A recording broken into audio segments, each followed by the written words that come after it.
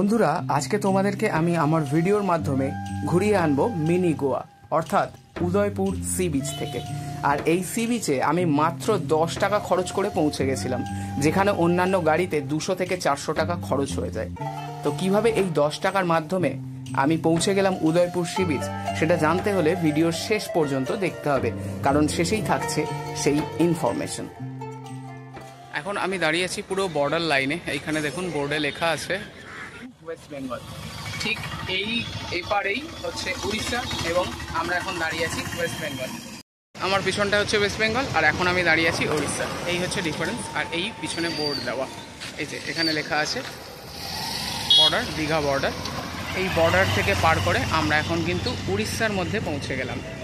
Border পার করার পর সোজা রাস্তা চলে যাচ্ছে একটা, এবং একটা বাঁ দিকে পিছনে চলে যাচ্ছে।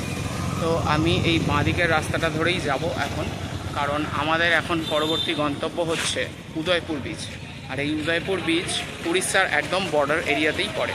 আমরা জাস্ট বর্ডার ক্রস করে পাশের রাস্তা ধরে হেঁটে যাচ্ছি উদয়পুর বিচের দিকে। A few moments later. তো এখন এসে পৌঁছালাম বাংলার গোয়া আর কি, যাকে বলে উদয়পুর বিচ। এই বিচের কালার মানে সেই অর্থে রং না, কালার মানে এখানকার ভাইব, অ্যাটমসফিয়ার, সে কিন্তু সম্পূর্ণ আলাদা। এখানে নানান রকম কীর্তিকলাপ, নানান রকম আনন্দ, নানান রকম মজা চলতে থাকে।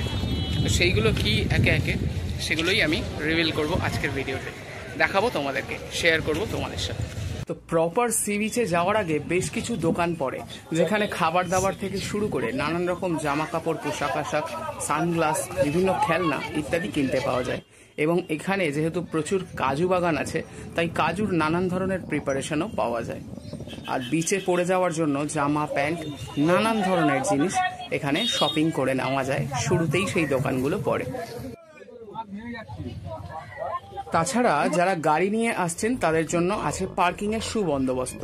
এখানে গাড়ি রাখার জন্য ব্যবস্থা করা আছে। চলো এবার মূল আকর্ষণে যাওয়া যাক। বিচের ধারে সারি সারি দোকানে সারি সারি চেয়ার পাতা এবং ওপরে নানান রং বেরঙের কাপড় দিয়ে চালা করা আছে, যাতে রোদ না লাগে।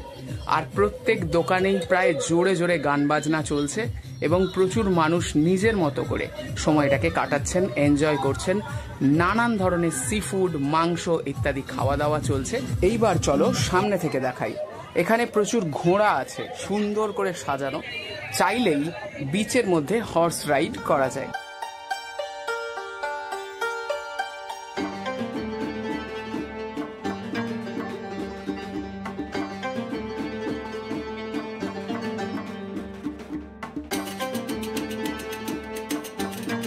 তাছাড়া এখানে চাইলে নানান ধরনের ফল মাখিয়ে দেয়, সেগুলো ট্রাই করতে পারো, যেমন পেয়ারা মাখা, আমড়া, কামরাঙা।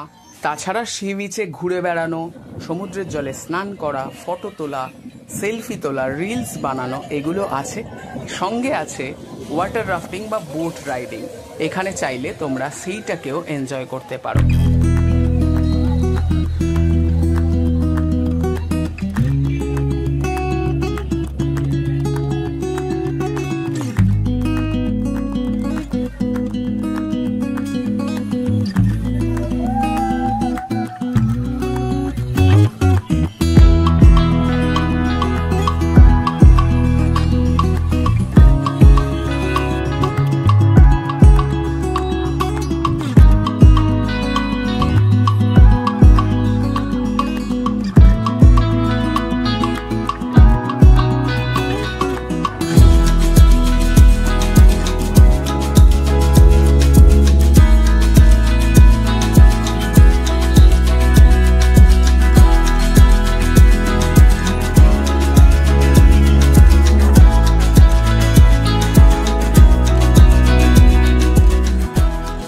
এইবার আসি মেইন টপিকে।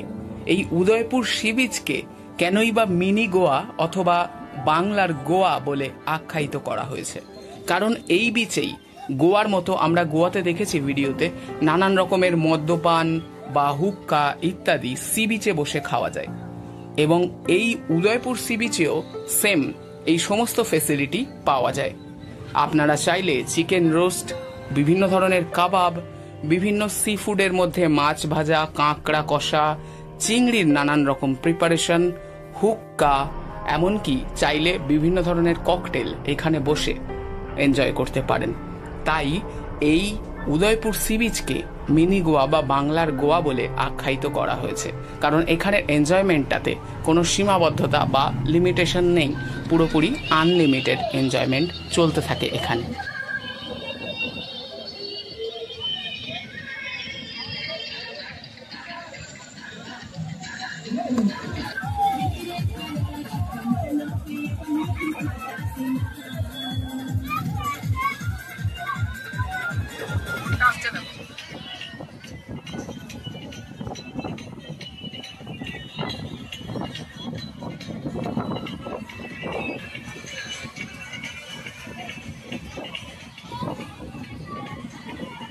আমার পিছনে এই যে বোর্ডগুলো দেখা যাচ্ছে, এই বোর্ড আপনারা চাইলে চড়তে পারেন। এখানে 4 কিলোমিটার আপ ডাউন, এখানে 100 টাকা নেওয়া হয় এবং মধ্যখানে দাঁড়ানো হবে সেখানে ছবি তোলা বা ভিডিও করার জন্য।